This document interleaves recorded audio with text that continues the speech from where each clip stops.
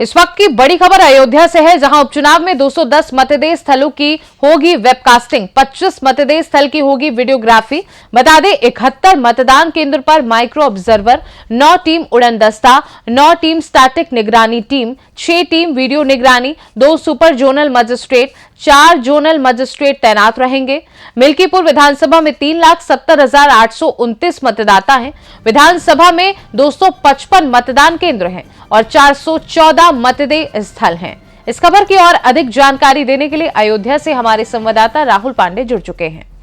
राहुल, बताइए 5 तारीख को मतदान होना है, क्या कुछ तैयारियां हैं इस वक्त अयोध्या में? जी, मैं आपको बता दूं कि कल यहाँ पे जो प्रचार प्रसार था वो खत्म हो गया और कल 5 तारीख को यहाँ पे मतदान होगा, जिसको लेके यहाँ के डीएम चंद्र विजय सिंह और एसएसपी राजकरण नैयर ने प्रेस वार्ता की है और पूरा सुरक्षा की व्यवस्था लोगों को जानकारी दी है कि यहाँ पे जो मतदाता जहाँ पे मतदान होगा वहाँ पे काफी फोर्स रहेगी और सुरक्षा व्यवस्था के लिए वहाँ पे उपचुनाव को देखते हुए वहां पे 25 मतदेय स्थल पर होगी वीडियोग्राफी और 71 जो मतदान केंद्र है वहां पे माइक्रो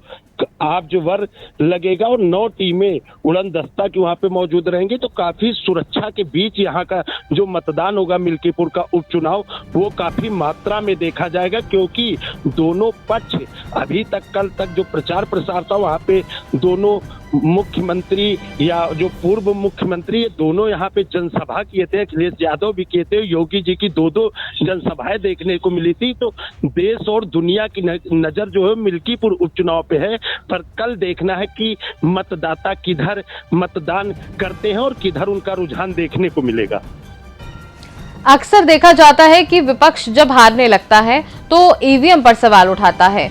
और वहां की सुरक्षा व्यवस्था पर ही सवाल उठाता है, गड़बड़ी का आरोप लगाता है। तो ऐसे में क्या वाकई तैयारियां एकदम सख्त की गई हैं, बिल्कुल भी गड़बड़ी की गुंजाइश ना हो ऐसी तैयारियां की गई हैं? मौके पर क्या स्थिति है राहुल, क्योंकि अक्सर ऐसे आरोप लगते रहते हैं जो अभी आपने बताया कि ये व्यवस्थाएं की गई हैं, तो क्या ये व्यवस्थाएं उन गड़बड़ियों को रोकने के लिए भरपूर साबित होंगी?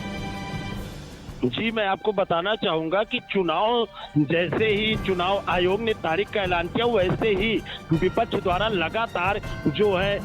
सरकार पर आरोप और प्रत्यारोप का दौर शुरू कर दिया था। यहाँ तक कि जो तीनों थाने के सर्किल इंचार्ज थाना अध्यक्ष उनकी भी शिकायत लिखित चुनाव आयोग को दी गई थी कि वो जातिवाद देख कर ही मुकदमा लिख रहे हैं और कई तरीके के आरोप भी इन पर लगे थे और चुनाव आयोग को लगातार मिल्कीपुर की शिकायत यहाँ से मिलती गई और यहाँ तक कि जो पक्ष और विपक्ष है दोनों पर, पक्ष जो सरकार है उस पर न कार्रवाई करते हुए विपक्ष पर ही लगातार कार्रवाई का जो प्रशासन है उस पर आरोप लगाया गया था। पर मैं आपको बता दूं अभी तक जो जानकारी है जो है उसमें देखा जाए तो जो प्रशासन है वो निष्पक्ष चुनाव कराने के मूड में दिख रहा है, क्योंकि जो कार्रवाई की गई है वो निष्पक्ष हुई है, जो गलत था उसी के ऊपर कार्रवाई की गई है। तो ऐसा अभी तक जो देखा गया वहां पे कहीं भी पक्ष और विपक्ष को लेकर प्रशासन द्वारा कार्रवाई नहीं की गई है, जो गलत है उसी के ऊपर कार्रवाई की गई है और प्रशासन निष्पक्ष के रूप में ही चुनाव मिल्कीपुर का कराने के लिए पूरे जोरों शोर से तैयारी की है। और आज जो यहाँ के जो मतदाता हैं उनके लिए भी सुरक्षा दी गई है, सुरक्षा व्यवस्था रहेगी जहां पर मतदान होगा। राहुल, क्या लगता है मिल्कीपुर की जनता किसको अपना आशीर्वाद देगी इस बार? जी, मैं आपको बता दूं कि अभी तक जितने भी चुनाव मिल्कीपुर में देखे गए हैं वहां पे सिंबल पर अभी तक चुनाव नहीं हुआ, क्योंकि जो पार्टियां हैं उन पर चुनाव नहीं हुआ। मिल्कीपुर का ज्यादातर जो चुनाव हुआ है वो जातिवाद पे हुआ है। इसी को देखते हुए मिल्कीपुर में जो विपक्ष और पक्ष दोनों ने अपनी जातिवाद जो नेता हैं उनको लगाया था मिल्कीपुर में, वो चाहे तेज नारायण पांडे हो विपक्ष से और चाहे सरकार की तरफ से पूर्व जो विधायक है इंद्र प्रताप तिवारी उर्फ खब्बू जी को दिया जाता है, क्योंकि सबसे जो यहाँ पे बड़ी संख्या वो ब्राह्मणों की 80 से 85 हजार यहाँ पे मतदाता हैं और वहां पे इसलिए लगाया गया क्योंकि मैं आपको एक चीज बहुत बड़ी बात बताना चाहूंगा कि यहाँ पे जो पासी बनाम पासी का चुनाव अभी तक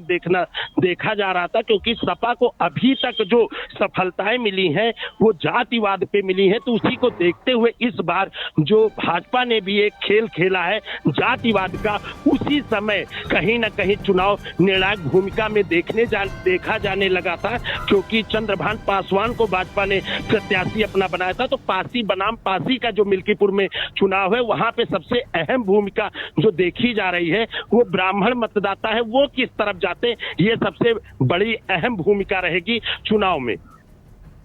बहुत बहुत धन्यवाद राहुल, हमारे दर्शकों से तमाम जानकारी साझा करने के लिए। तो जैसे कि आपने देखा कि मिल्कीपुर का चुनाव कल होने वाला है और ऐसे में ये देखना दिलचस्प होगा कि जनता किसको अपना आशीर्वाद देती है। क्या वाकई इस बार भी मिल्कीपुर का चुनाव जातिवाद की सीमा में रहकर सिमट जाएगा या फिर कुछ और नया देखने को इस बार मिल्कीपुर के चुनाव में देखने को मिलेगा। बने रहिए चुनाव की हर अपडेट जानने के लिए हमारे साथ और देखते रहिए सी न्यूज भारत। हर खबर आपके साथ, आपके हाथ।